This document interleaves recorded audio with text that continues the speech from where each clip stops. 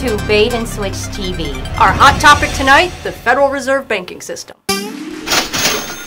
We're going to make the financial collapse fun and simple enough for a child to understand. Stocks and bonds, puppets and silly songs. Friendly bankers that you'll never meet. Can you tell me how to invest on Sesame Wall Street? On Sesame Wall Street. This episode is called The Federal Reserve System. Who's afraid of the big bad bank? I think we all are. This topic hits close to home. Yeah, most of us are just a paycheck away from the feds huffing and puffing and blowing our houses down. So tuck yourselves in as we spin some spine-tingling bedtime stories that cast a light on what's been known as the shadow banking system. You'll learn about some of the boogeymen behind the Federal Reserve, some of whom may just scare you half to death. I see shadow bankers. Really? 750 billion? Mommy, I see shadow bankers. I see shadow bankers everywhere. Darling, please go to sleep. I'm trying to pay this month's bills. I can hardly hear myself silently weeping.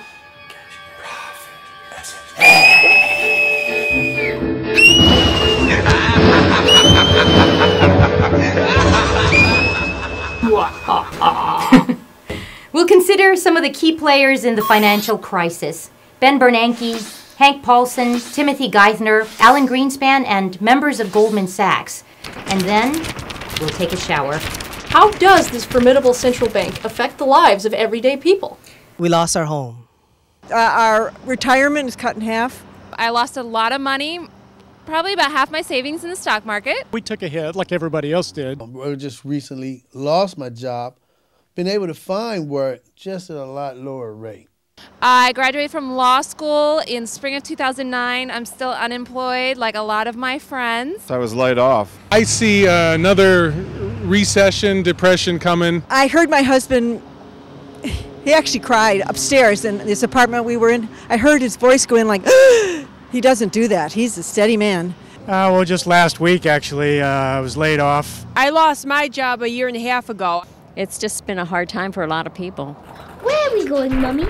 We're going to the field to set the car on fire before the bank repossesses it. But, Mummy, it's a wonderful old car. Oh, I know, darling. I've been paying for it since before you were born. What a curious sound it's making. I can't afford the good gas, darling. What's it saying? It's saying, shitty, shitty, shitty, shitty, shitty, shitty. Bank, bank. Shitty bank, bank, shitty, shitty bank, bank. Shitty bank, bank, shitty, shitty bank, bank. Shitty bank, bank, shitty, shitty bank, bank. Oh, you shitty, shitty bank, bank, shitty, shitty bank, bank. We hate you and our pretty shitty bank, bank. Shitty, shitty bank, bank hates us too. How low everywhere our rates go on shitty, shitty we depend. Bank, bank, shitty, shitty bank, bank. Our fine foreclosure friend. Bank, bank, shitty, shitty bank, bank. Our fine foreclosure friend. We spoke with real experts for today's show. Leading economists, famous authors, investment bankers, politicians, and other entertainers to get to the bottom of the burning question. Has the Federal Reserve been doing their own bait and switch? To start our investigation, Bait and Switch TV asked a simple question. What is the Federal Reserve? Federal Reserve is a central bank, and it is the bank for bankers. The Federal Reserve System and the component banks and the financial institutions which make that up today represent the dominant, not only economic, but the dominant political force in America. The Fed knows that its mandate is to serve the interests of U.S. citizens. The trouble with our Federal Reserve is that it's privately owned. It's basically a bunch of privileged banks who operate through the Federal Reserve and have their interests met. Our banking system is based on sleight of hand, and that's where this usurping of power has come from. The sleight of hand is called fractional reserve lending. I do not pretend to fully understand it. I know the basic concept of the Federal Reserve is to prevent financial disasters. You know, it's to prevent runs on the banks. It's to manage the flow of cash. The Fed is basically responsible for controlling the money supply. I'm the author of The Buyout of America, which is an expose that reveals how private equity firms using the same cheap credit that caused the housing bubble may be about to cause the next great credit crisis, and even if they don't, we should stop them. If you let capitalism run amok, you get what we have now. And we're not through the worst of it yet, in my view. Unfortunately, this LBO crisis is just starting. Wall Street has continually bought to regulatory favors. Tar, haha, tar. Bail out. I can remember someone at the table who we were talking to about potential layoffs looked at me and said, yes, there's going to be a lot of blood spilt. It's true that if you're in this business long enough, you are not as chilled by that as you were before. Well, that explains it. Yes, I understood it completely. By now, you're probably still wondering, okay, what is the Federal Reserve System really? The Federal Reserve's official website says, the Federal Reserve is one of the world's most influential, trusted, and prestigious financial organizations. They should really update that. It goes on to say, the Federal Reserve was put in place to ensure the soundness of the nation's banking system and to contain risks that may arise in financial markets. Well, you know what the rich say, if you ain't broke, don't fix it. Okay, let's take a look at the Fed's scorecard. Our Bait and Switch TV correspondent, Becky Washoe, will explain more about how the Federal Reserve has managed the U.S. economy's monetary system for the last 100 years. Thanks, Mary, Erica. When the Federal Reserve was established, the board declared, from now on, national bank failures will be virtually eliminated. The Federal Reserve was created specifically to stabilize our economy, but since its conception, it has presided over too many economic collapses and financial failures to mention. But what the hell, let's mention them anyway. Let's start with the recession of 1918 to 1919, the crash of 1920 to 1921, the recessions of 1923 to 1924 and 1926 to 1927, and of course the Great Depression, the crash of 1929 to 1939. You still here? Then there were the recessions of 1945, 1948 to 1949, 1953 to 1954, 1957 to 1958, 1960 to 1961, 1969, 1975, 1981, that stock market Black Monday of 1987, the dot-com bubble and bust of 1995 to 2001, the Great Recession of 2007 to 2010, which is still going strong, and to date, the dollar has undergone a 1,000% inflation. 1,000%. Since the Federal Reserve opened for business in 1913, 90% of the US dollar's purchasing power has been destroyed. That's the Fed's success rate, a succession of failures. Right, I think anyone looking at the historical record who just objectively entertains the question, has the Federal Reserve done a good job living up to what its official mission is, would have to say no. Since 1913, the Federal Reserve itself has had various degrees of success in managing its role as the central banker. 1% interest rate. The twin mandates that it had were to avoid macroeconomic disturbances and to preserve the value of the dollar, to avoid price inflation. And since the Fed's opened its doors, the dollar has lost about 95% of its purchasing power, so the Fed's clearly failed on that front. And we had the Great Depression on the Fed's watch, and we now have the current crisis on the Fed's watch. So I wonder, what more would the Fed have to do to screw up to let people realize that it's not doing what it's supposed to do? The Fed needs to be held accountable. And what that means is that if you don't do a good job, you lose your job. The Federal Reserve is doing an excellent job serving its mandate, which is to serve the banks, but they are not doing much for us. And in fact, it's because of this whole parasitic banking system that we're currently suffering from deflation heading toward depression. It's easy to sit back and pass judgment and say, well, they haven't done a great job. We had this market crash. Do I blame them for it? Not necessarily. I don't necessarily think it's on them. I do have a little bit of issue with what we saw during the days of Alan Greenspan. 2% interest rate. Any time that one human being has the ability to step in front of a camera and completely change the financial market, I'm concerned. The Federal Reserve System is a cartel. It's a banking cartel. And that comes pretty much as a shock to most people because we've all been taught that the Federal Reserve is a government agency or that some kind of an institution which is under the watchful eye of our representatives in Washington and that it serves the people. We can't forget who owns the Fed, us, the taxpayers. So if the Fed makes a lot of money, we've made a lot of money. But that's secondary to its main concerns. Its main concern is not to profit from its financial transactions, but again, to stabilize the monetary supply so that we don't have excessively high inflation or excessively high unemployment. 3% interest rate! The power to issue money has been usurped from the American people, or from people in general, globally now, by a private banking cartel, which is arguably bent on dominating the countries of the world privately by controlling their money system. People are very worried, and rightfully they are looking more closely at the Federal Reserve. It's generally been ignored. As long as we're surviving and doing well, they don't look to the source of our problems, but now that we're in serious trouble, people are becoming much more aware of how the Federal Reserve operates and how they participate in the crisis that we have. You have a lot of Congress people that have criticized the Fed on many grounds, suggesting that it's not acting on behalf of taxpayers, and I think that's silly. 4% interest rate! When you really analyze it, you discover, to your surprise, that the Federal Reserve System is not much different than an oil cartel or a banana cartel or a sugar cartel. It just happens to be a banking cartel. And it was formed for the same purpose that all cartels are formed, and that's not to protect the interest of the consumer or the voter or the people at large, but to protect and expand the profit margins and the domination of the markets of the members of the cartel, in this case, the banks. In the current recession, some 15 million Americans are out of work, and 25 million Americans are struggling to meet their basic needs. And there's no good reason why something like this should happen, the sort of legalized looting that we've had in our economic system. 5% interest rate!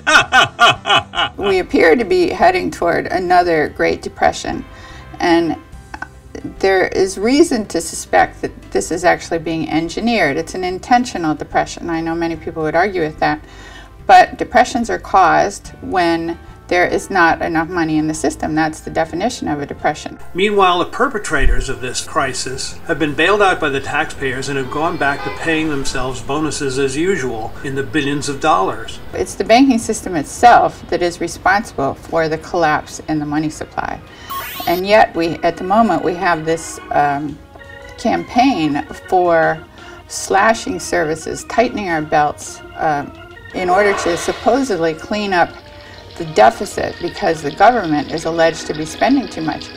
But the government is spending too much because the Federal Reserve itself has usurped the government's power to issue money.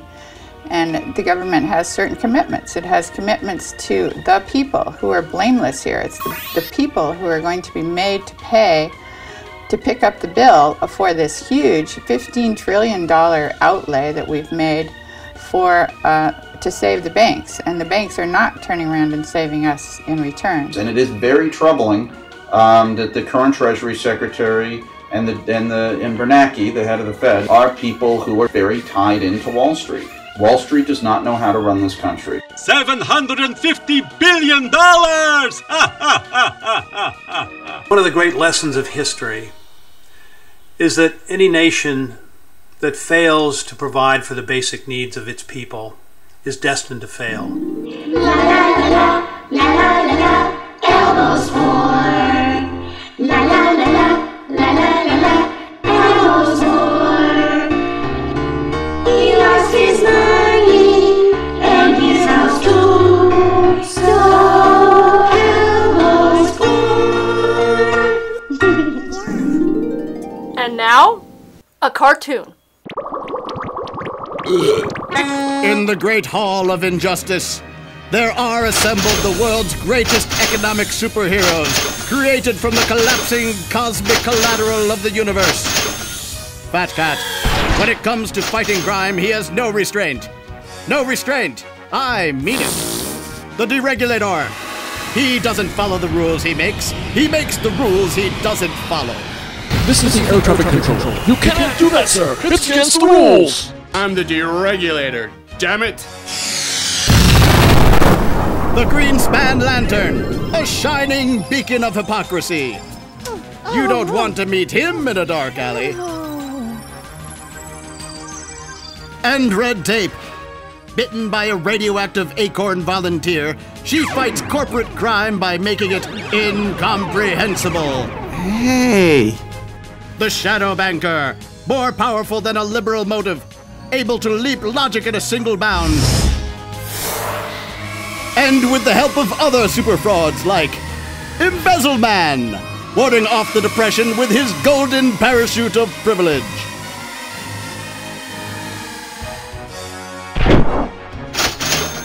And the media, with her supernatural powers of persuasive revision, saving the world from reality because we can't handle the truth. Captain Escrow, getting back to you in 30 to 60 days, under certain conditions. These are the super frauds, sworn to protect the privileged few. Their mission, total global financial control. The Super Fraud Injustice League, saving the world for themselves, one bank at a time. Get out of their way. We'll be right back. They used to tell me I was building a dream with peace and glory ahead. Why should I be standing in line, just waiting for bread? Once I built a railroad, I made it run, made it race against time. Once I built a railroad, now it's done. Brother, can you spare a dime? America's Great Depression started on October 24th, 1929, Black Thursday, when investors lost faith in the monetary system, panicked, shit their pants, and could not afford to buy new ones.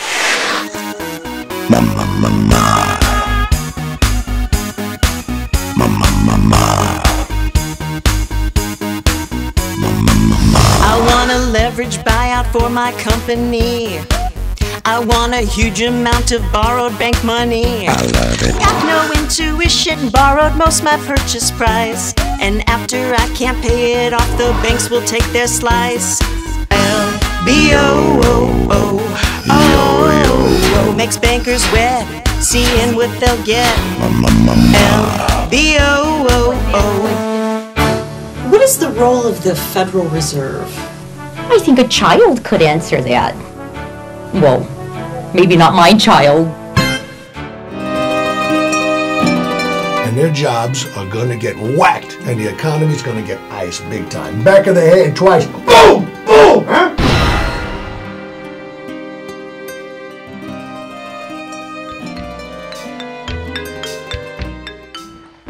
Hi, I'm Tammy Fenton, and I'm going to be your teacher this semester, and I am...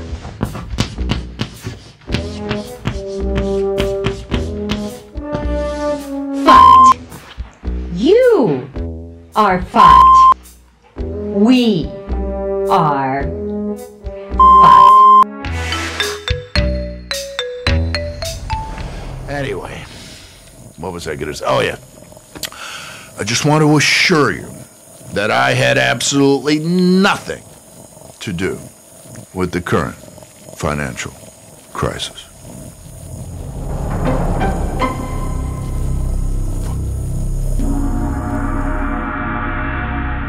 With Goldman Sachs as the primary brokers of cap and trade, was cap and trade ever really about the environment?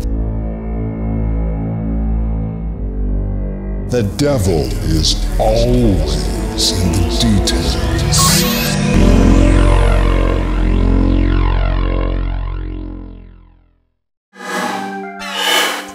We have a thermal polyvinyl double wide, so we still feel more privileged than the others. Amber served cat. Who does she think she is? Serving cat? Flaunting it like she was made of money? Yeah, in a few years. Well, I was about 3 tent rows over, and I hear this strange noise, the likes of which I've never heard in Tent City. Laughing. Loud, hard, laughing. It was so disturbing. Who laughs anymore? I had to yell 911 for the Tent City PD to come. And Chet and Willie came right over. We were just laughing. We couldn't stop. We just couldn't stop. Not so big on sentiment, but I don't think we've ever been closer. What's the way? What's the way? Can't wait for the next party. I'm sure I can find another cat. And Tiffany's learning to make porta potty wine.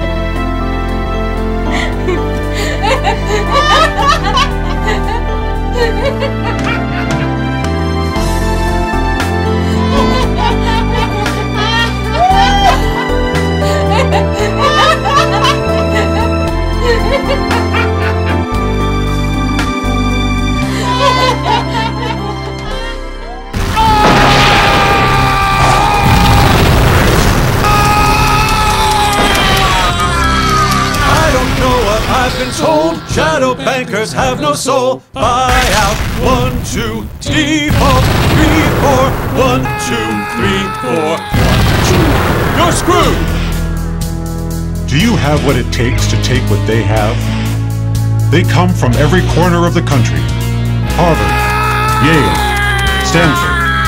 They come in every shade of white. Pale, peach, ecru. They trade in times of peace, wage in times of war. They are the checks, the balance.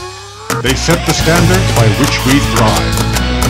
They are here for the venture of a lifetime, self-serving their country since 1913. They are the proud, the rich, the reserved.